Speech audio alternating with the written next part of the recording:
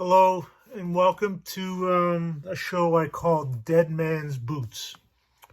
So, as you can see, kind of make out, I have a very small space to work with. So,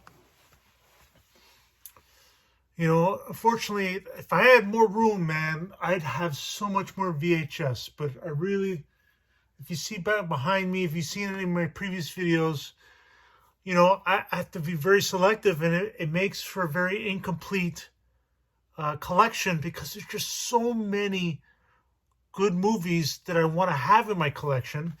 But worst case, I just get them on iTunes. So my kids, when they grow up, they can see some real cinema. But for in here, it's kind of like I want there to be a progression, especially I call this the spectrum. And it's hard to really quantify how I got to this arrangement, but a lot of it was just down to nostalgia, what best reflected the time, even if the movie doesn't hold up. So I'll show you a great example in a second. So this is called Dead Man's Boots because there's so little finite space in here that something has to leave in order for something to come in. Okay, so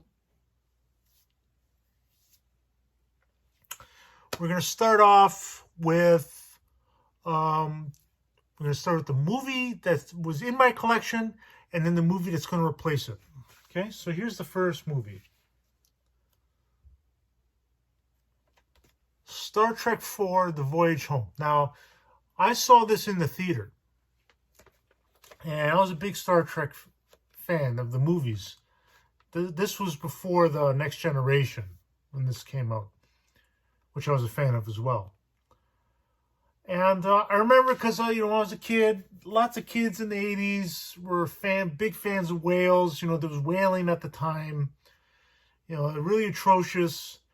And something I remember doing a school project on whales, and this one had whales in it. So I thought, you know what? This would best, so it used to sit right here. And I had such fond memories of it, but it's like most things, man. Don't meet your hero. They don't necessarily hold up if you watch them. I watched this recently, long time ago. I don't know, decades maybe since I've seen this movie, and I watched it, and I thought to myself, this movie. You never think, like nowadays it's all indoctrination, these movies. It has nothing to do with entertainment. It's just a delivery device for propaganda and indoctrination. The movies from my childhood didn't have that. Well, this movie had that. So 2 examples I'm going to give. So the general premise is that a probe, this is in the time in the future of Star Trek.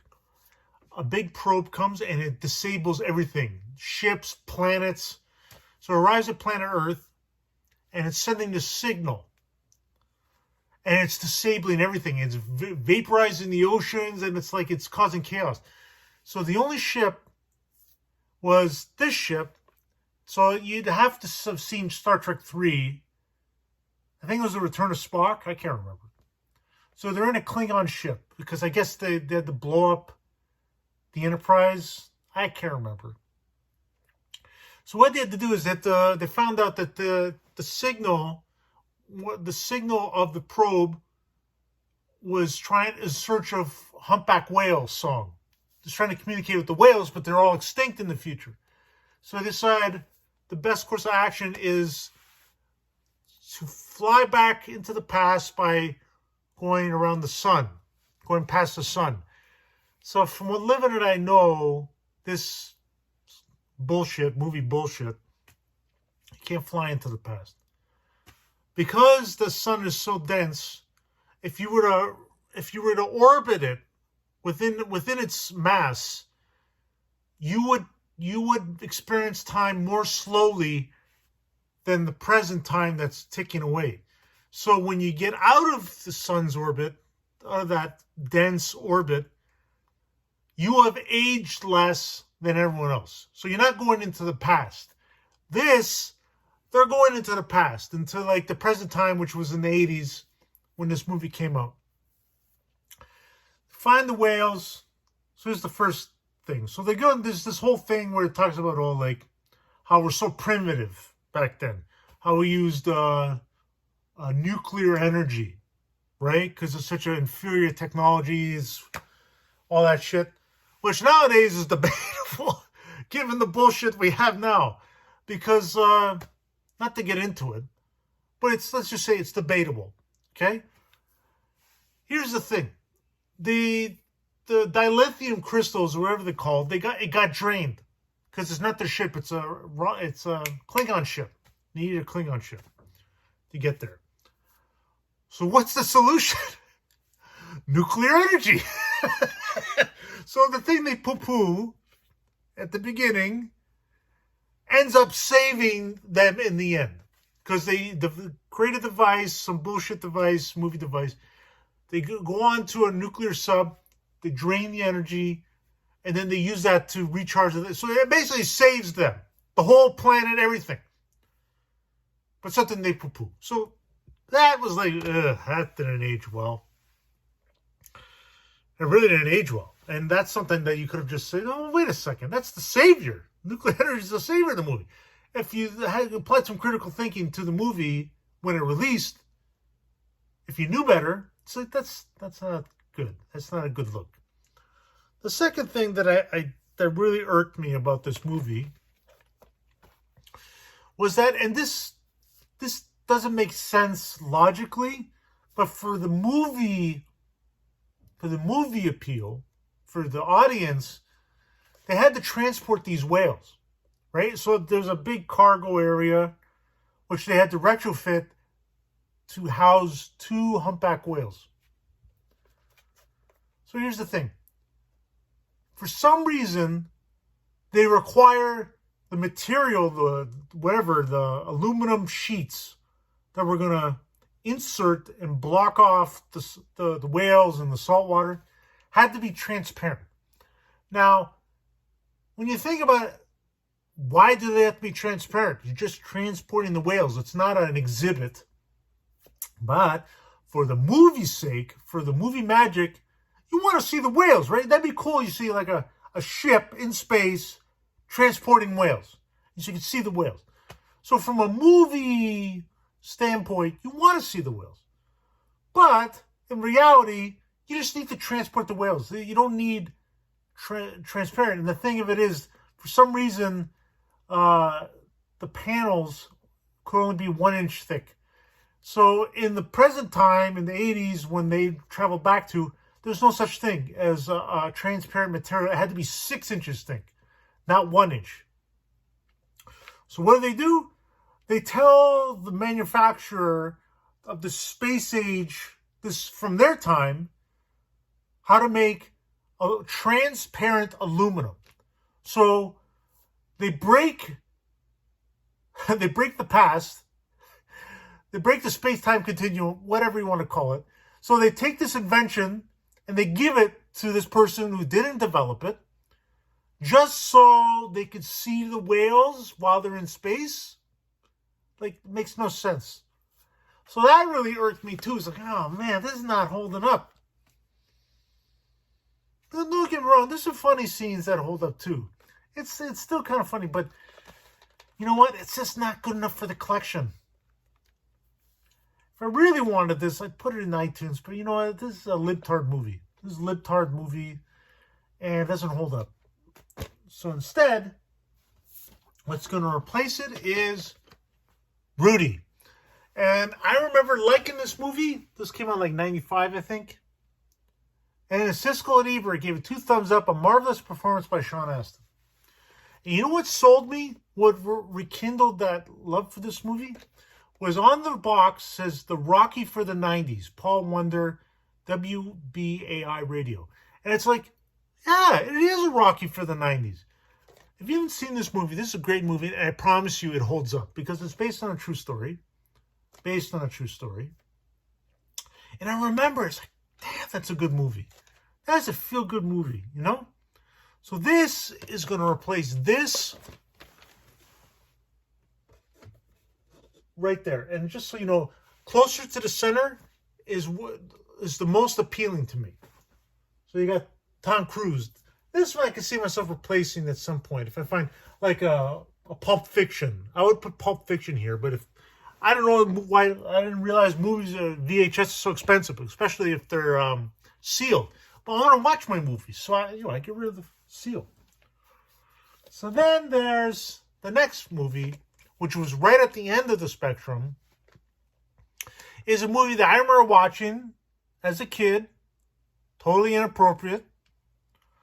But I remember and I thought, this is such a stupid idea that can only occur in the 80s. And I'm really surprised that Hollywood has not done a remake of this movie. And this movie is called Weekend at Bernie's. Now, I tried watching this recently. I was like, oh, man. Well, it's a stupid idea and doesn't really hold up. If you've never seen this movie, watch it. Try it once. I don't know if I'd spend money on it, but it's like if someone owns it or if however means you want to watch it. It's a stupid movie. It's a stupid movie. Like, if you don't know, this guy's dead. In the middle's dead. So these two were accountants that worked for him, and they found an irregularity in the accounting books. Something was getting cooked. So the boss is like, oh, thanks a lot. I appreciate that. Why don't you come out to my beach house on the weekend as like a thank you? What turns out is he knew about this because he's a link to the mob. And he tells them, you got to kill these guys. They know too much. Long story short, they kill him. And then they're stuck with him at this beach house. But they're like having the times of their lives. Where it's like, they're going to link it to us. So we got to make sure he's alive. So they kind of use it like a marionette. So you can see how they're just kind of like propping him up. And there was a sequel to this movie too. Weekend at Bernie's 2. So like, you know what? Again, if I had a huge room, these movies would stay. I wouldn't be so picky about these movies, but as a comedy, I don't know. I don't have the room for this. I had to make room for something else. Now, I could have rose-tinted glasses on it, but I remember the movie, and this movie was groundbreaking for the time. One, because it reintroduced the culture to Bohemian Rhapsody, and two, another personal favorite has Ed O'Neill in it. Can you guess where it is? Wayne's World. So this also introduced Michael Myers to me. I didn't watch Saturday Night Live. I was never one to watch that. I'd have friends that would tell me about funny skits about it, and I'd laugh through that, but I didn't really watch it. This is the movie that's going to replace this. This holds up. And it's certainly more, it's not as risque as this. Oh, and what's her name? Hold on. Tia Carrere. Oh, man, I had a crush on her back then. A lot of people did. So it's got a lot of things going for it. It has a lot of things going for it.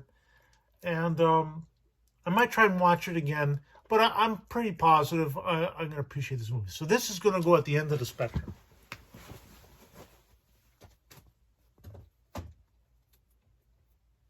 Okay. So these are the movies. Dead Man's Boots, Star Trek 4, and Weekend at Bernie's. So again, if I had a huge collection, I would collect every shitty movie like that I remember. Like I would love to collect VHS. I just don't have the room.